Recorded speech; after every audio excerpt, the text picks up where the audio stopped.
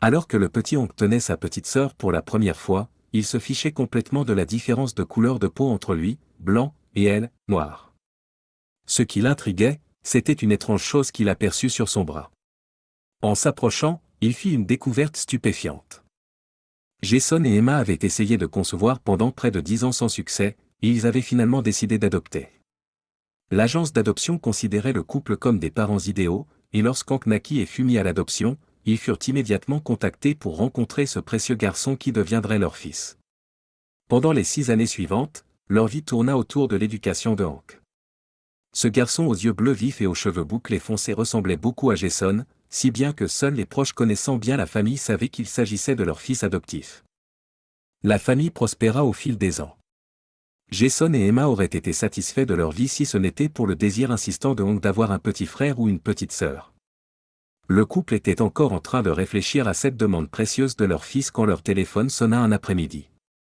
L'agence d'adoption se sentait obligée de leur informer qu'une jeune fille était dans le dernier trimestre de sa grossesse et souhaitait donner le bébé en adoption. S'ils étaient intéressés, ils devaient assister à une réunion le lendemain pour discuter de tous les détails. Il n'y eut guère d'hésitation dans les cœurs aimants des parents. Ils sentaient que la réponse à leurs questions leur avait été donnée avant même qu'ils aient eu le temps d'examiner tous les pour et les contre. Lorsqu'ils parlèrent à Hank de cette perspective, son excitation et sa joie scellèrent leur décision. Peu importe les circonstances et qu'il s'agisse d'un garçon ou d'une fille, ils étaient prêts à adopter un autre enfant.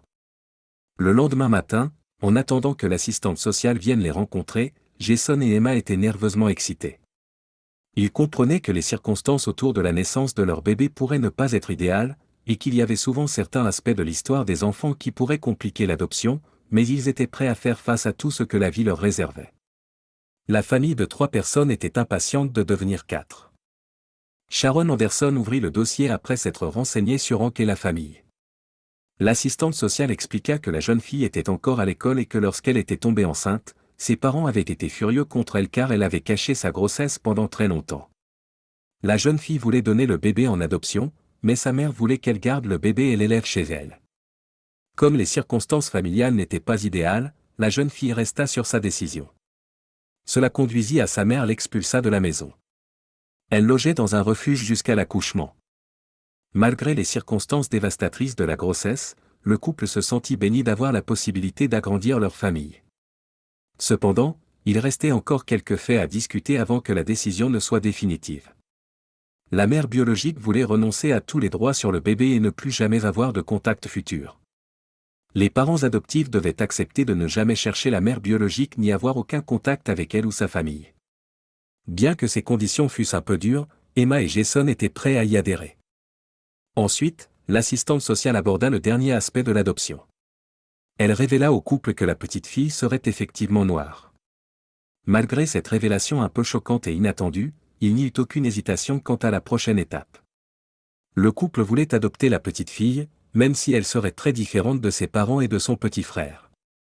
Ils étaient prêts à signer pour formaliser leur intention d'adopter.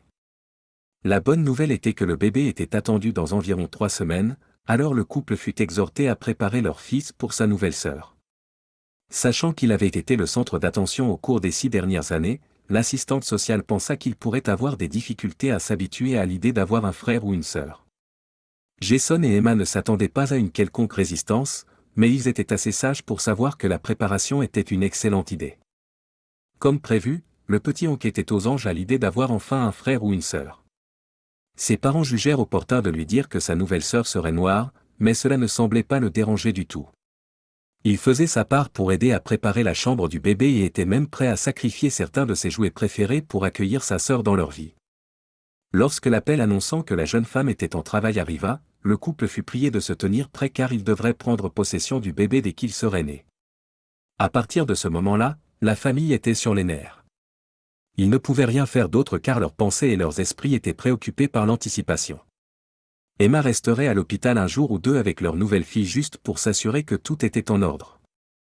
Le moment où Joy fut placée dans les bras d'Emma fut à la fois doux amer. Avec Jason et Hank à ses côtés, tous furent submergés par l'instant. Ils savaient que leur petite fille allait dire adieu pour toujours à la femme qu'il avait mise au monde, mais en même temps, ils savaient qu'ils lui offriraient la meilleure vie possible avec une famille adoptive. Après que toute la famille se soit occupée du bébé pendant près de 2 heures, il était temps pour Jason et Hank de rentrer chez eux. Ils embrassèrent la mère et la petite sœur sur le front et promirent de revenir pour l'heure des visites le lendemain. Avec toutes les émotions et l'excitation, Emma s'endormit profondément avec sa petite fille à côté de son lit. Les infirmières allaient et venaient, et Emma était principalement inconsciente de qui entrait et sortait de la chambre. Elle ne répondit à aucun bruit sauf lorsque Joy avait besoin d'attention. Elle avait oublié à quel point il était épuisant de s'occuper d'un nouveau-né, mais son cœur était rempli de joie. Le lendemain matin, pendant les heures de visite, Hank était impatient de tenir Joy dans ses bras. Ses parents enveloppèrent un petit paquet serré dans une couverture et le lui remirent. Il tint sa petite sœur dans ses bras tout en étant assis sur une chaise. Emma était étonnée de la manière attentionnée dont son fils se comportait envers le bébé. Il était également évident qu'il n'avait aucun problème avec le fait qu'elle soit noire. Lorsque Joy se mit à pleurer, les parents voulaient intervenir, mais Hank commença à bercer sa petite sœur dans ses bras, et elle commença immédiatement à se calmer. Il semblait qu'elle était aussi un peu chaude, et Hank commença à déballer la couverture sous la surveillance de ses parents. C'est alors que ce frère aîné remarqua quelque chose d'étrange et inattendu sur le bras de sa petite sœur. « Regarde, papa, qu'est-ce que c'est que cette chose sur le bras de Joy ?» Le garçon était sur le point de faire une découverte stupéfiante. Jason vit le gros pansement et il allait le rejeter comme couvrant une blessure d'injection quand il remarqua un objet métallique qui ressortait en dessous. À l'examen plus approfondi, il découvrit un petit dispositif ressemblant à une puce électronique. Emma et Jason se regardèrent, profondément préoccupés par quelque chose de sinistre. Pendant que le couple réfléchissait encore à la marche à suivre, Sharon Anderson arriva. Il y avait quelques papiers finaux à signer avant qu'Emma et le bébé ne soient libérés de l'hôpital. Joy était en excellente santé et prête à rentrer à la maison, mais lorsqu'ils parlèrent à Sharon de l'étrange objet sur le bras du bébé, elle fut tout aussi perturbée par ce que le couple avait découvert. Sharon demanda à Emma et à Hank de rester avec le bébé. Elle complimenta Hank pour être un garçon aussi observateur, lui disant qu'elle savait qu'il serait le meilleur protecteur de sa sœur pour la vie.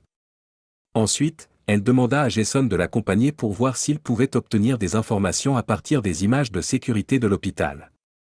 En examinant les images de sécurité, ils virent des images d'une femme noire se tenant à l'extérieur de la porte d'Emma la nuit précédente.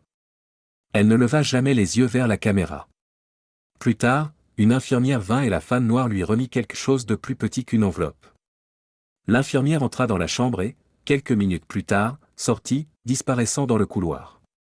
Il fallut une enquête astucieuse pour découvrir qui était l'infirmière, mais heureusement, la femme fut rapidement identifiée. L'assistante sociale pensa qu'il serait sage d'impliquer la police pour découvrir ce qui s'était passé la veille et ce que le dispositif de la puce électronique était tout au sujet. L'infirmière impliquée retournerait travailler pendant le quart de nuit, et alors la police l'attendrait. Ce qu'il s'apprêtait à révéler ressemblait à une scène d'un film à suspense.